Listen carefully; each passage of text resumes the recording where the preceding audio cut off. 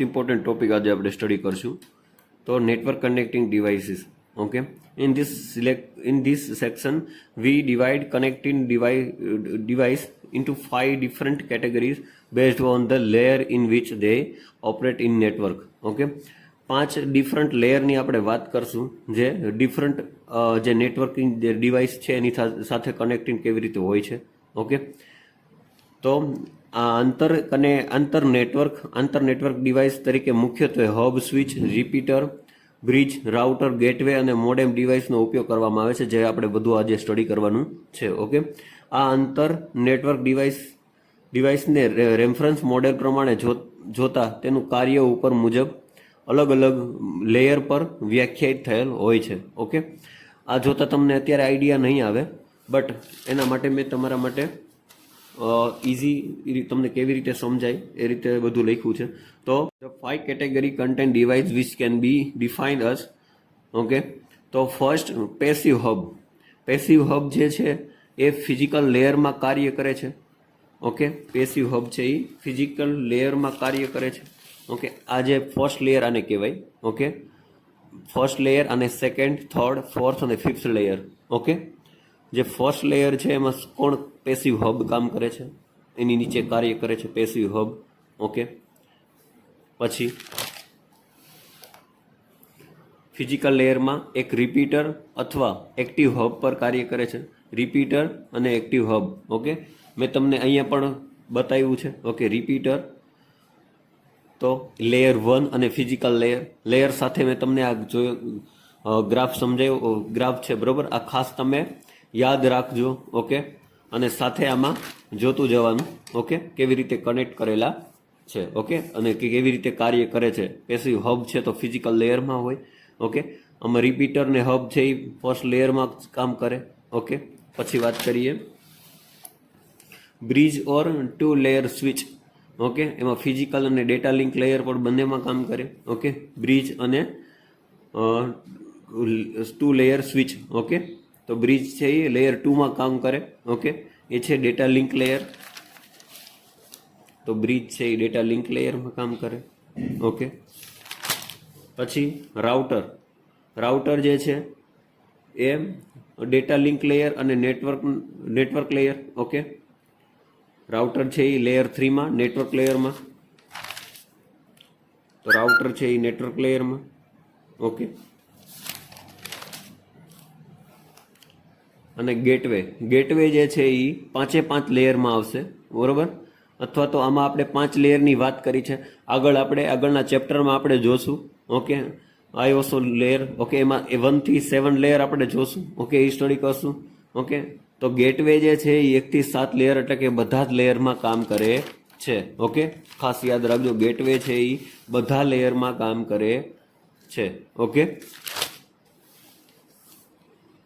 Okay, આ table એકવાર ખાસ તમે જોઈ લેજો. ઓકે, અને યાદ રાખજો કયું લેયર ક્યાં શેમાં કામ કરે છે, કયું ડિવાઇસ કયા લેયરમાં કામ કરે છે. ઓકે, વાત કરીએ હબની. ઓકે, તો હબમાં શું હોય છે? એક હબ હોય છે. ઓકે, સેન્ટ્રલમાં એની સાથે મોર ધેન હબ જોડાયેલા હોય છે અને એની સાથે મોર ધેન પીસી જોડાયેલા હોય છે. સ્ટાર ટોપોલોજીમાં. ઓકે, આ જોઈએ તો હબ કન્સ્ટ્રક્ટરને મધ્યસ્થ એકમ તરીકે ઓળખવામાં આવે છે. ઓકે, તે મુખ્યત્વે સ્ટાર નેટવર્કનો ઉપયોગમાં લેવાય છે. તે એક મધ્યસ્થી તરીકે કાર્ય કરે છે. હબ 10 Mbpsની સ્પીડ ઉપર કાર્યરત છે, જ્યારે સ્વિચ જે છે એ 100 કે તેથી વધુ Mbpsની ઝડપ માટે વપરાય છે. ઓકે, તે સેન્ટ્રલ કંટ્રોલ નેટવર્ક મેનેજમેન્ટ કરે છે. બધા એક્ટિવ એક સાથે થઈ શકે છે. તેમાં મલ્ટિપલ ઇનપુટ અને મલ્ટિપલ આઉટપુટ હોય છે. ઓકે, જો હબની વાત કરીએ તો તમારે ખાસ આટલું લખવાનું.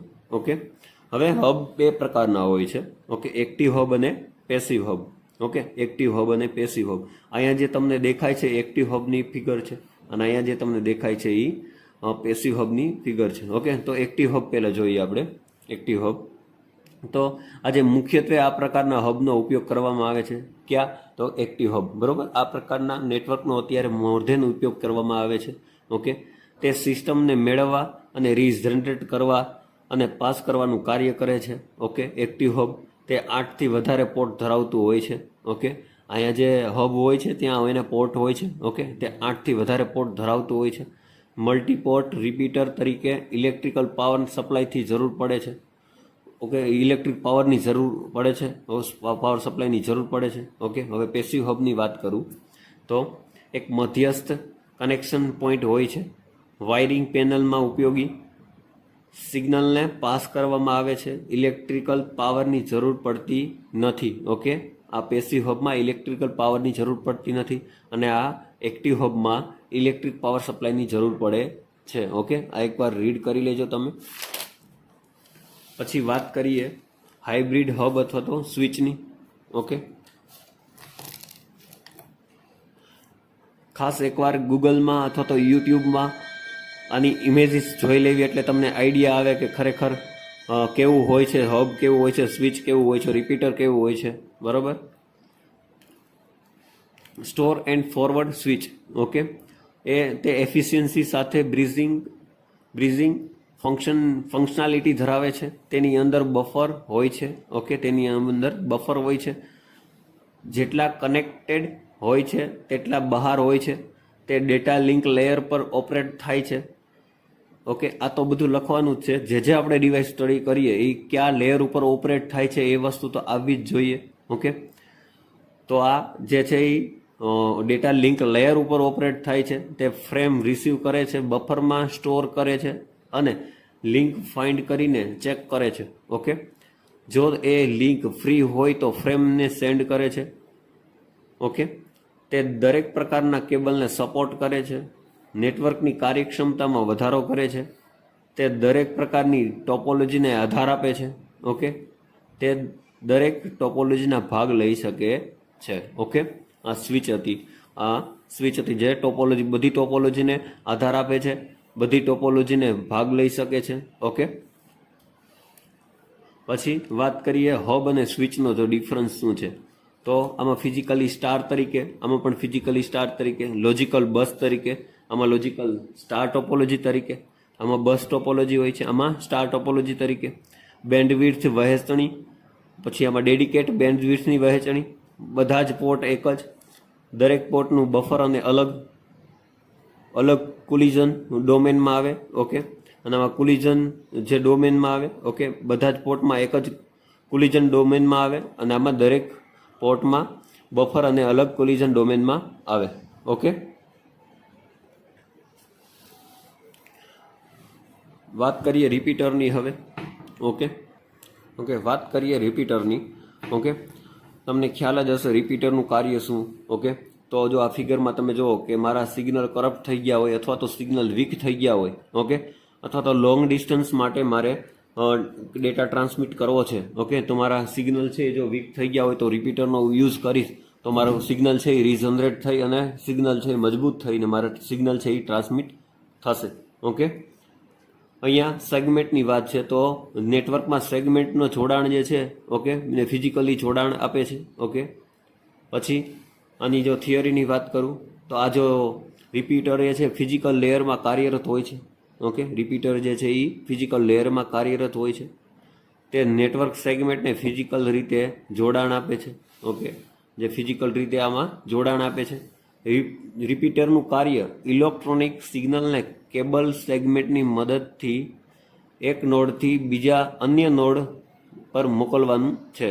ઓકે, રિપીટરનું કામ શું છે તો સિગ્નલ કેબલને સેગમેન્ટની મદદથી એક નોડથી અન્ય નોડ પર મોકલવાનું છે. ઓકે, રિપીટર સિગ્નલને એમ્પ્લીફાય કરીને તે સિગ્નલને વધુ મજબૂતાઈ આપી અન્ય નોડ સુધી પહોંચાડે છે. ઓકે, જે રિપીટરનો ઉપયોગ મેં તમને કીધું એમ કે સિગ્નલ વીક થઈ ગયું હોય તો એને એમ્પ્લીફાય કરીને વધુ મજબૂત કરીને અન્ય નોડ સુધી પહોંચાડે છે. ઓકે, પછી રિપીટર સિગ્નલ સાથે નોઇઝનું પણ એમ્પ્લીફાય કરે છે, જેથી નેટવર્કમાં કેટલા રિપીટર રાખવા તે ખૂબ જ ચોકસાઈપૂર્વક નક્કી કરવું જરૂરી છે. બરાબર. પછી રિપીટર બેઝબેન્ડ નેટવર્ક ફક્ત એક સિગ્નલનો ઉપયોગ કરે છે. ઓકે, રિપીટર બેઝબેન્ડ નેટવર્કમાં ફક્ત એક જ સિગ્નલનો ઉપયોગ કરે છે, જ્યારે બ્રોડબેન્ડમાં મલ્ટિપલ સિગ્નલ પ્રસારણ પર કાર્ય કરે છે. ઓકે, કેબલ ટીવી એ બ્રોડબેન્ડ નેટવર્કનું ઉદાહરણ છે. ઓકે, કેબલ ટીવી જે છે એ શું છે? બ્રોડબેન્ડ નેટવર્કનું ઉદાહરણ છે. કોમ્પ્યુટર નેટવર્કમાં રિપીટરનો ઉપયોગ નેટવર્કના ભૌતિક લંબાઈ વધારવા માટે થાય છે. ઓકે, આ ટેકનિકલ વર્ડ ખાસ યાદ રાખજો. નેટવર્કમાં રિપીટરનો ઉપયોગ નેટવર્કની ભૌતિક લંબાઈ વધારવા માટે થાય છે. મારે લોંગ ડિસ્ટન્સ સુધી મારે જો ડેટા ટ્રાન્સમિટ કરવો હોય, બરોબર, તો રિપીટરનો એમાં ઉપયોગ થાય છે. બરોબર. નેટવર્કમાં રિપીટરના કારણે નીચેના બાબતો મર્યાદા રહે છે. ઓકે, તો સિગ્નલની quality, time delay, network traffic નોડની મર્યાદા. રિપીટર મુખ્યત્વે બસ નેટવર્કમાં વપરાય છે. તેમાં રિપીટરથી દરેક સેગમેન્ટને સરખા અંતરે રાખવાથી સારી ક્વોલિટી મેળવી શકાય છે. ઓકે, આ બધી એની મર્યાદાઓ હતી. બરાબર. જો રિપીટરનો ક્વેશ્ચન પૂછાય તો આ બધું તમારે લખવાનું. બરાબર. વાત કરીએ બ્રિજ. ઓકે, આ બધા નેટવર્ક ડિવાઇસીસ બધા છે એ ખાસ તમે રીડ કરી લેજો. તમને પીડીએફ પણ આપી છે. બરાબર. આ તમને ક્યાંક ને ક્યાંક તમને કામ બધે આવશે જ. ઓકે, વાત કરીએ બ્રિજની. બરાબર. તો તે ડેટા લિંક લેયર અને ફિઝિકલ લેયર ઉપર કાર્યરત હોય છે. બ્રિજ એ રિપીટર કરતાં વધારે ઇન્ટેલિજન્ટ અને કાર્યક્ષમ હોય છે. ઓકે, ખાસ જોજો, બ્રિજ એ રિપીટર કરતાં વધારે ઇન્ટેલિજન્ટ અને કાર્યક્ષમ હોય છે. તે એક નેટવર્કમાંથી ડિવાઇસ ફિઝિકલ એડ્રેસ વાંચી તેને ફિલ્ટર કરી અને તેને અન્ય નેટવર્ક સેગમેન્ટમાં મોકલે છે. ઓકે, તે ફિઝિકલ એડ્રેસમાં વાંચી તેને ફિલ્ટર કરીને અને અન્ય નેટવર્ક સેગમેન્ટમાં મોકલે છે. ઓકે, એટલા માટે રિપીટર કરતાં સારું છે. બ્રિજ એ ડેટા લિંક લેયરમાં ઓપરેટ થાય છે. ઓકે, અને તેમાં પણ મીડિયા એક્સેસ કંટ્રોલ સબ લેયરમાં થાય છે. ઓકે, આ એની કંઈક ફિગર છે. ઓકે, હવે સિગ્નલને એમ્પ્લિફાય કરી ફરી રીજનરેટ કરે છે અને તે સિગ્નલને પાસ કરતાં પહેલાં તેમાં રહેલા નોઇઝને દૂર કરી, ક્લીન કરી, ઓકે, એ સિગ્નલ બનાવે છે અને તે હાઈ લેવલ પ્રોટોકોલ માટે પારદર્શક હોય છે. ઓકે, બ્રિજ ફક્ત એક જ નેટવર્કમાં સેગમેન્ટને ટ્રાફિક અને વિવિધ લો લેવલના પ્રોટોકોલ દ્વારા મેળવે છે. તે ક્લાયન્ટ અને સર્વરનું પ્લાનિંગ અને એડજસ્ટમેન્ટથી નેટવર્કનો ટ્રાફિક ઓછો કરી શકાય છે, પરંતુ ઓવરઓલ ટ્રાફિકમાં ખૂબ જ ઘટાડો થતો નથી. આથી બ્રિજનો ઉપયોગ રિમોટ કનેક્શનમાં જ થાય છે. ઓકે, તો આ જે બ્રિજનો ઉપયોગ ક્યાં થાય છે? તો રિમોટ કનેક્શનમાં જ આનો ઉપયોગ થાય છે. એટલા માટે આપણે રિપીટરનો ઉપયોગ નેટવર્ક ડિવાઇસ માટે વધારે કરીએ છીએ. ઓકે, અને બ્રિજનો ઉપયોગ રિમોટ કનેક્શન માટે આમાં વધારે કરીએ છીએ. ઓકે, વાત કરીએ રાઉટરની. ઓકે, તો નેટવર્કમાં વધારે જટિલ હોય, નેટવર્ક જ્યારે વધારે જટિલ હોય ત્યારે બ્રિજ ટ્રાફિક કંટ્રોલમાં એટલું કાર્યક્ષમ રહેતું નથી. ઓકે, ત્યારે આપણે રાઉટરનો ઉપયોગ કરવો પડે છે. ઓકે, નેટવર્કમાં બિનજરૂરી બ્રોડકાસ્ટિંગ થાય છે. આથી રાઉટરનો ઉપયોગ કરવામાં આવે છે, જેથી આંતર નેટવર્કને વિસ્તારવા માટે સેગમેન્ટેશનનો ઉપયોગ કરીને નેટવર્કને લોજિકલ અને સબ નેટવર્કના ફેરવી કાર્યક્ષમતામાં વધારો કરે છે. ઓકે, રાઉટર એ મૂળભૂત રીતે બ્રિજ કરતાં અલગ છે, કારણ કે તેમાં નેટવર્ક લેયર વપરાય છે. ઓકે, મૂળભૂત રીતે અલગ છે. શું કરવા? તો કે એમાં નેટવર્ક લેયરનો ઉપયોગ થાય છે, નેટવર્ક લેયર વપરાય છે. ઓકે, તે મીડિયા એક્સેસ કંટ્રોલને ઓપન કરી પેકેટના વહન માટે રૂટીન નક્કી કરે છે. ઓકે, પછી આ એની ફિગર છે. ઓકે, અહીંયા રાઉટર હોય છે, બાકીના સબનેટ હોય છે. ઓકે, આ બધા લેનનો ઉપયોગ કરવામાં આવે છે. ઓકે, અને આ બધા શું હોય છે? હોસ્ટ. ઓકે, રાઉટરની પ્રક્રિયા માટે સીપીયુ પ્રોસેસરનો ટાઈમ, વધારે મેમરી અને મલ્ટિપલ નેટવર્ક કનેક્શનની જરૂરિયાત પડે છે, પરંતુ તે ઇથરનેટ અને ટોકન રિંગ જેવા નેટવર્કને સંભાળવા માટે કાર્યક્ષમ છે. ઓકે, પહેલાં રાઉટર ફક્ત એક જ પ્રોટોકોલને સપોર્ટ કરતા. ઓકે, પહેલાંના જે રાઉટર હતા એ એક જ પ્રોટોકોલને સપોર્ટ કરતા, પરંતુ જે હાલના જે રાઉટર છે એ મલ્ટિપલ પ્રોટોકોલ એટલે કે 15થી 20ને સપોર્ટ કરે છે. ઓકે, અત્યારના રાઉટર જે મલ્ટિપલ પ્રોટોકોલને સપોર્ટ કરે છે. બરાબર.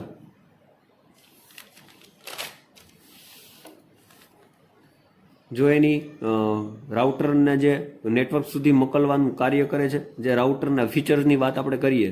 ઓકે, તો પ્રોસેસર મેમરી સ્ટોરેજ તરીકે, ભૌતિક જોડાણ તરીકે, પ્રોટોકોલ સપોર્ટ માટે, પછી કન્ફિગરેશન મેનેજમેન્ટ. ઓકે, આ એની કંઈક તમને ફિગર બતાવી છે. આ મારું પીસી હોય છે. ઓકે, આ પીસી P1 અને આ P2. ઓકે, આ વચ્ચે નેટવર્ક હોય છે. ઓકે, અને અહીંયા રાઉટર હોય છે, અહીંયા પણ નેટવર્ક હોય છે, અને અહીંયા અધર પીસી હોય છે. બરાબર, બે નેટવર્કને જોડવા માટે કોનો ઉપયોગ થાય છે? રાઉટરનો. બરાબર. પછી એક્સેસ પોઈન્ટ છે નહીં, બટ આપણે એક્સેસ પોઈન્ટ દઈએ તો બે પ્રકારના એક્સેસ પોઈન્ટ ડિવાઇસ તરીકે હોય છે, હાર્ડવેર અને વાયરલેસ. બરાબર, તમે ક્યાંક ને ક્યાંક જોયું હશે, અથવા તો ગૂગલ પર સર્ચ કરજો. ઓકે, એક્સેસ પોઈન્ટ તમને જોવા મળશે, જે એક વાઈફાઈથી પણ થઈ શકે, જે વાયરલેસ એક્સેસ પોઈન્ટ હોય છે, અને એક હાર્ડવેર ડિવાઇસ તરીકે પણ હોય છે. ઓકે, એ શું કરે છે હાર્ડવેર ડિવાઇસ? તો કોમ્યુનિકેશન સોફ્ટવેર જે છે, જેનાથી વાયર કનેક્ટ થાય છે. ઓકે, અને આપણે નેટ યુઝ કરી શકીએ છીએ. ઓકે, પછી વાયરલેસ એક્સેસ પોઈન્ટ, એને વીએપી કહેવામાં આવે છે, જે વાયર્ડ નેટવર્ક સાથે વાઈફાઈ ડિવાઇસને કનેક્ટ કરવા દે છે. બરાબર, અને આપણે વાઈફાઈથી આપણે એ યુઝ કરી શકીએ છીએ. ઓકે, વાત કરીએ ગેટવેની, તો બે નેટવર્કને કનેક્ટ કરવા માટે ગેટવેનો ઉપયોગ થાય છે. ઓકે, બે નેટવર્કને કનેક્ટ કરવા માટે. ઓકે, પછી તો જેનાથી એક નેટવર્કથી બીજા નેટવર્ક આપણે કોમ્યુનિકેશન કરી શકીશું. Okay, communication. પછી લોંગ ડિસ્ટન્સ માટે જો મારે મેસેજ ટ્રાન્સફર કરવો હશે અથવા તો કોમ્યુનિકેશન કરવું હશે તો હું ગેટવેનો ઉપયોગ કરીશ. ઓકે, લોંગ ડિસ્ટન્સ માટે. પછી ખાસ તો આ કયા લેયર ઉપર કામ કરે છે? તો આ બધા જ લેયરમાં કામ કરે છે, બધા જ લેયરમાં ઓપરેટ થાય છે ગેટવે. ઓકે, પછી જે ઇન્ટરનેટ સર્વિસ પ્રોવાઈડરો છે, જે આપણને ઇન્ટરનેટ પ્રોવાઈડ કરે છે. ઓકે, એમાં ઇન્ટરનેટ એક્સેસ કરવા માટે, વેબ માટે ગેટવે જરૂરી છે. ગેટવેમાં એવા હાર્ડવેર અને સોફ્ટવેર હોય છે જેના દ્વારા આના વગર નેટ ચલાવવું મુશ્કેલ છે. ઓકે, તો આ વાત હતી ગેટવેની. જો વધારે એની થિયરીની વાત કરું તો બે ડિફરન્સ નેટવર્ક ઓએસને કનેક્ટ કરવા માટે ઉપયોગ થાય છે. પ્રોટોકોલ દ્વારા પેકેટ ટ્રાન્સફર એક્સેપ્ટ થાય છે, data rate size format adjust થાય છે. ઓકે, બીજા અન્ય ગેટવે જેવા કે ફેક્સ ગેટવે, જે યુઝર તરફથી ફેક્સને વર્કસ્ટેશન સુધી મેળવવા કે મોકલવા માટે કરે, અને તે નેટવર્કમાં મેલ સર્વિસ પૂરી પાડે છે. ઓકે, આ વાત હતી ગેટવેની. બરાબર, પછી વાત કરીએ. ઓકે, આ તુલનાત્મક ટેબલ જોઈએ તો અહીંયા ડિવાઇસ છે, એનો યુઝ અને કોસ્ટ. ઓકે, હબ કે સ્વિચ. ઓકે, એનો યુઝ, હબ અને સ્વિચનો યુઝ સિગ્નલની નેટવર્કમાં વહેંચણી માટે, જે કોસ્ટમાં સસ્તા હોય છે. રિપીટર, તો ઇલેક્ટ્રોનિક સિગ્નલને એમ્પ્લિફાય કરી એક નેટવર્ક કેબલ સેગમેન્ટથી અન્ય સુધી મોકલવા માટે, એ પણ સસ્તા હોય છે. બ્રિજની વાત કરીએ તો રિપીટર કરતાં વધારે કાર્યક્ષમ, જે ઓરિજિનલ સિગ્નલને રીજનરેટ કરી મોકલે છે, જે ઓછા મોંઘા છે. પછી રાઉટર, તો બ્રિજ કરતાં વધારે જટિલ નેટવર્કને આંતર નેટવર્કમાં લોજિકલ સબનેટમાં વહેંચી મેનેજ કરે છે, એ પણ ઓછા મોંઘા. પછી ગેટવે, તો હાઈ સ્પીડ નોડની કનેક્ટિવિટી માટે ગેટવે. ઓકે, એ છે મોંઘા. ઓકે, આ એકવાર ટેબલ જોઈ લેજો. બરાબર.